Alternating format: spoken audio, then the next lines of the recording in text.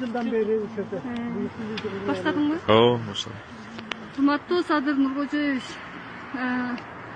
2012 жылы ушул жерде Агордо жаңы конушу 481 контур Азия көчөсү 1-9-үйдө 2014 жылдан бeri үй салып 4 балам менен жашап келдим.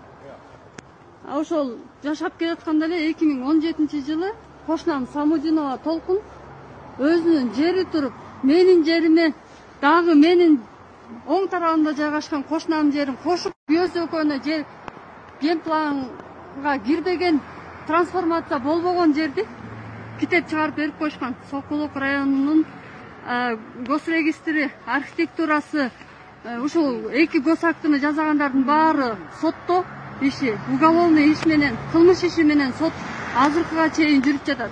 Ошого карабастан Самудинова Толкундун мыйзамсыз жазалган китебине сот Бообеков күйөөсү экөөнүнкүн карап чыгып, Бообековдукун күйөөсүнүкүн бирөөсүн жокко чыгарган. Чындыгында ошол жер мыйзамсыз жазалган экен деп. Ал жерге каттоого турган эмес, ушул Агордо конушунун ушул жер трансформация болгон эмес, болбогон жерге эле госакты чыгарып берип коюшкан. Бул тууралуу 2022 жылы 1-апрелде чыккан жаңы мыйзамдын негизинде мен акимиятка кайрылгам. Ушул жеримди трансформациялап, үйүмдү мыйзамдаштырып бериңиз деп. 2022 жылы 17 мартта бул жогорку кеңешинен бекитилгенден кийин мен акимиятка кайрылгам. Ушул жеримди трансформациялап берип коюңарды өтүнөм деп Адиевке. Ошол кайрылгандан кийин бул жерди трансформациялап номер коюп, мына эми тиги эмеге техпаспорт алам, госакты алам деп мен сүйүнүп жүрсөм, булар мыйзамсыз жазалган китебине сот Самудиновага сот чечип берип атат. Ушул жер Самудиновага калсын деп. Чечкенде дагы меники наркы кошунамдыкы кошо үйлөрү бузулсун деп. Өзүнүкү бул жерде карап көрсөңүздөр болот. 4 сотук деп берилген. 4 сотук өзүнүн жашап аткан үйү Самудинованын. Меникин 4 балам менен монтип, үйүмдү бир паста талкалап мен талада калдым. Бир паста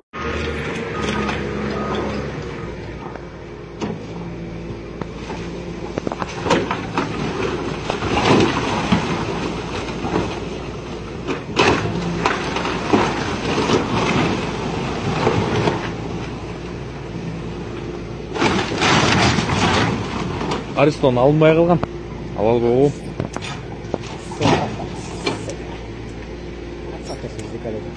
Кечинде келсе темирлер турда кетем болду. Тети темирлер турат го. Ошолорду алып туруп, эмелерге сатып ийсең, сырка кылгандарга. КамАЗга жүктөп өткөнмү азыр? Менттер иштебей койду. Ушулардын айынан үй бузулуп атат. Когула өтөсү тетине. Мен чакырсаңар тетиндей көкме келсечи, кайра кетип ийгиле. Ошо иштебегендиктен бир үй кулап атат. Ал экинчи үй эмеси мурда? Ya. Үй беле.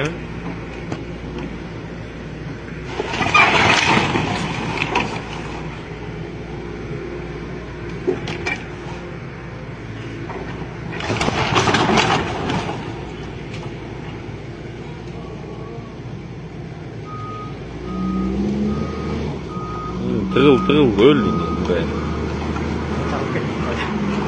Бул кайра туруп алат, таң тарылса.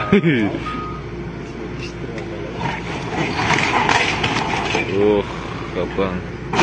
Мурник бүт кетти да. Турниктер да кетти да дей. Кетип атпайсың иши.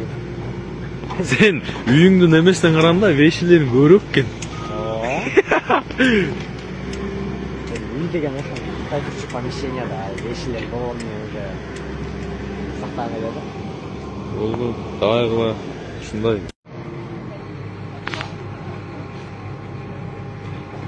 Лагаматтын үйүн акыркы жолу видео тартып кылайын.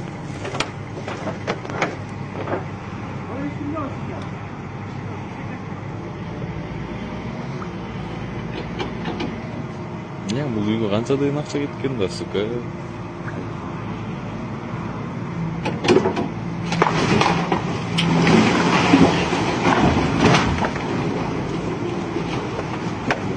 Бору бит бля.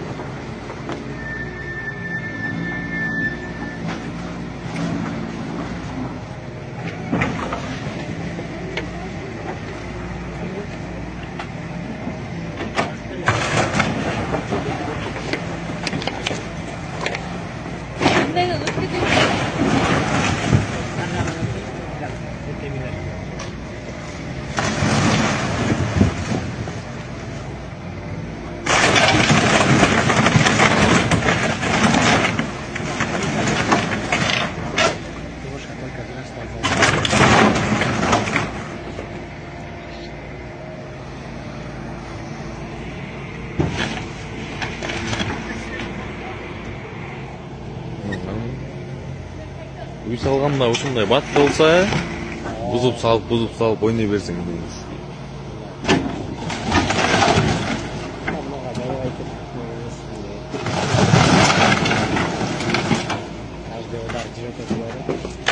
Издеш.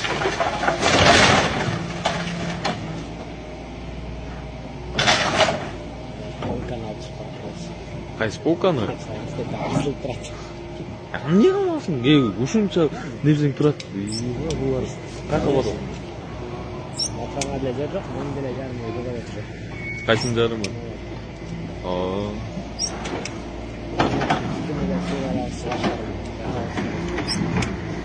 Мен Бектурова Айжан. Ушул тамы бузулган кызым болот. Кызымдын 4 баласы бар. Жолдошу бар. Кызымдын 2 баласы мектеп жашында, экөө детсад жашында. Канча класс окушат улуулар? Экөө бирөө 8, бирөө школду быйыл бүттү. Окуу жайында. Ушу кызым 10 жылдан бери ушу жерде жашайт. 10 жыл болду. Ушул экини бала өзү атасы жок кичекейинен жетим калыптыр. Оорлуу энеси бар. Күйөө балаңыз? Күйөө балам. Ушул тамдын ээси. Ошондуктан бул кызым ушул жерди алгандан баштап кызымдын бир туугандары балдарым келип тең туштарын алып келип тургузуп берип жаап баарын эметип беришкен. Беременка эле. Ушу беременкага кичекей болсо дагы чымчыктын уясына берип балдары менен жакшынакай жашап, балдары жакшы окуп жашап атышкан. Кызым жумушка кеткен, күйөө балам 4 күн мурун больницада деп мага чалды. Мен Жумгалдан келдим, Нарын областынан. Жумгалдан, Түгөлсай айынан. Апа, жолдошум күйөө балаңыз больницага чыдабай жатып калды, жүрөк оорусунан. Кичекей инсульт алыптыр. Мен жүрөгүм түшүп атат, ошол жакта болуп атам, балдар калды, үйдө келбейсизби дегенден түнү менен такси менен келгем. 28 күнү келдим. 28 күнү келсем, бул гос жумушта иштейт, кызым барып. Мени ушинтип кагаз берген 3 күн мурун. Соттун аткаруучулары келип кагаз берген, кол кой деп кол койдуртуп кетишкен. Сен тамың эме азырынча бузулбайт, аркы там бузулат. Анан кийин эме кылбагынын кагазга күйөөңө бардык, больницага жатканы чындык экен, врачтар капельницада экен, киши киргизбей атыптыр, давлениясы аябай чоң экен. Давлениясы түшпөй атыптыр, көрдүк, справка алып бер деп справка алдыртып, эми тиркедик. 10 күнгө чейин күйөөм больницадан чыкканча кусулбайт дептир. Ошо менен кызым боз жумушка кетип калат эртең менен 6-да эле. Алыс экен.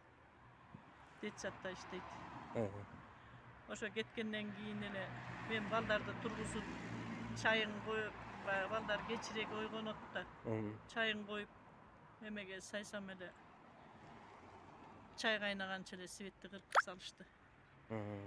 Анан балдарым терезеден карап эшикте чоң трактир көп киши дегенден терезеден карасам чын эле трактир бар эмесинен бери туруптур машиналар. Анан бир бала келди эшикти такылдатып. Ачыңыз. Бул үйдү бошотуңуз. Сизди мен чыкпайм дедим, кызым жумуштан келмейинче мен балдарды каяка алып барайын чыгып.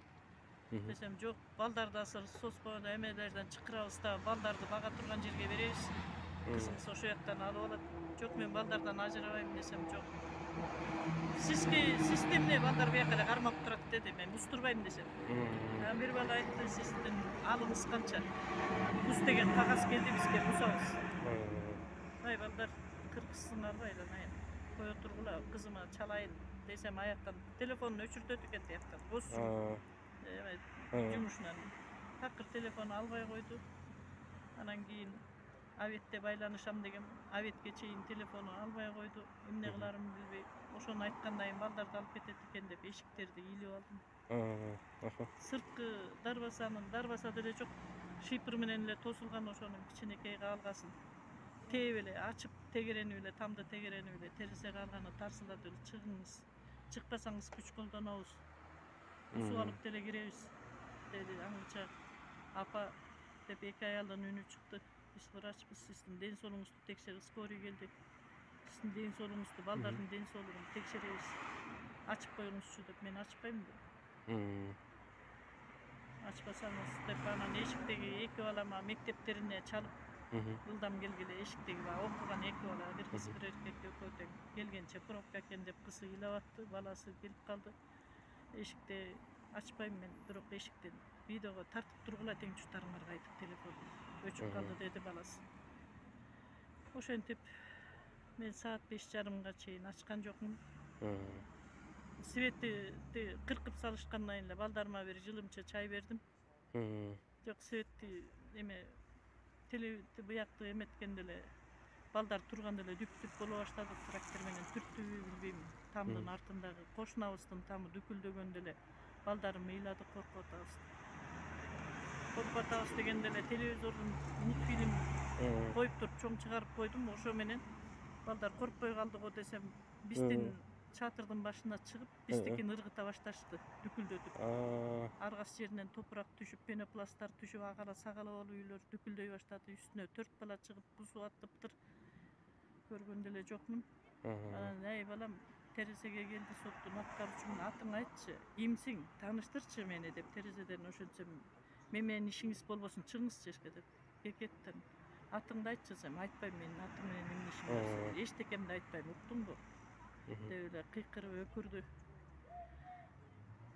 Ошо менен эшикти ачпай турсам, анан эшиктеги балдарыңызды колдонобуз анда азыр. Мен телефон чалдым, эшикте теңчутардын эмесин чалып аткан, ошо телефонго эле чалдым. Сен алыс кет азыр. Могу милиция деген балекет, формачандар сени бир шылтоо менен камап салбасын, колуңду толгоп. Же сөгүп кайыш айтсаң, бирдеке кылбасын, сөгүп атат деп. Кач деп ошентип, аркыбызда машинанын артында турам деп ыйлап чалып атты. Коркпоңуз да деп. Балдар бакырып өкүрүп, үстүн бузу ыргытып атканда эле дүк болгондо эле балдар. Уголуп бар болчу, ошонун астына кирип кетишти, столдун астына. Бутуңду бычактап алышып, тайны эч жака кетпеңиз биз деп. Орусчалап атты, жаман кишилер биз деп. Сабайт алып кетет. Тигилер кыйкырып алып кетебиз дегенди угушту да. Айланайындар, балдарым ыйлап атат. Токтоткулачы. Жок дегенде бир 2 саат токтоткулачы, Аветке чейин. Кызым келип калат, кыйкырып атты. Болбой эле бузуштар. Кыргыздар барып тетиякта жер титирөөнүн астынан тирүү киши сууруп чыгып атышат. Овчарка иттер сууруп чыгып атышат. Силер ошо овчарка иттердей дагы мамилеңер болбой атабы, кыргызсыңар го, кишисиңер го, балдарыңар барбы? Ой, уккулачы, токтоткулачы деп кыйкырдым. terezenin demesini açıp. Hazır güç koldanıyoruz. Böyle kıykırıp böyle. Onun bir tilek degeni mi var iken tereze kalgana açpaysın da. Ben açpayım. Sen kimsin desem. Saksaygan masa valındayken görünüp durat. Ben gebetesi gitken demek. Açpayım ben kızım gelsin desem. Enekler ayda söktü. Terezeni bir muştap durup basıp gitti.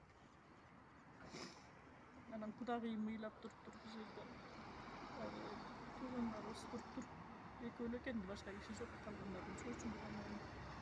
Aları eşikte durup. Ben koyuyorum ve sonra tüyünü desem olur. Eşikte lommenen açıp. Saat 5'ten ötkün kalgana teyip girip gelişti. Ben baldardı korkup törkü tamına korkup burçka tığılıp. Tibeyle baldarga tibeyle dedim. Ne iş yapkaldım anlayın. Bilbeydele kaldım, unutup kaldırdım. Ne isteye almayayım. Kızım gelgen çele, üstüm busup saldı. Aylan ayınlar makul üstüm bustun artık açıldı. Hemen o penoplas birde kesleşip kalay kaldı. Mebellerini çıkarıp alsın. Baldar mebellerini çıkarıp alsın yok degende desek. Eşke çıkarıp saçtım işte. Çıktı. Ayla çok. Anın toprak düşüp atsa baldardı basıp kalıptı. Murun jakşıla turuştuk berip atkan oşo menen nemetip çaldırasak. Anda barıp Boğreke ayalga koşuna busturup atkan ayalga barıp kelgile dedi. Eki kempir bardık. Kolu üstü götörüp aylanayın jеңилdik. Kırgız ekenbiz. Бүгүnkүгө уруксат бер квартира таап мебелдерин немелерин сразу жүктөп кирип алсын тегеректен. Аны эртең менен өзүбүз бустуруп берели дедим. Аябай жаман сөздөрдү айтты. Мурун тиги эшикте турган кудагый баланын энеси. Ал эки урушкан экен билбейм. Жаман сөздү айттыңар. Келдирбей жерди тазалап бергиле деди. Ошентип 3 gün nemettik, 3 gün hiç kim bizden ahvalыбызды mı, aylı hükümetkö, millerge bizden ahvalыбызды hiç kim surap gelgen yok. Bir günü busuldu. Göçöten baştap banan baldar telefonga tekbeyakka çıkarıp neki jaka jönöttük. Kuday jalgaсын Sadır Japarovga rahmat. Akılbek Japarov rahmat oşol janındağı balasını jiberip. Janında balasını jiberip tur oşol gelip kaldı erteң menen aga çeyin bir jurnalistler televidenиядан kişi geldi. Geçinde biz militsiyaga arыз жазганбыз. Geçinde 10'dan ötkönde 11'den ötkönde опер группа келип сүрөткө тартып эки жагын эметип кызыма кагасын жаздырып кеткен. Ошо кечиндегиге бел байлап уш жерден чыкпай эле жаттык балдарыбызды. Bir үйгө bir күнү алып барсак, балдары менен батышпайт экен. Анын үстүндө өз үйүбүзгө кетебиз деп таң атса эле ыйласа эле кайрап келебиз бу жергечи. Ошентип балдарга bir кичинекей бул жерге эскалат кылып уш жерге эле эме кылып аттык. Элден айланса болот, элге рахмат. Тамак ашын алып келип атышты. Боз үйдү да элдер тигип бердиби?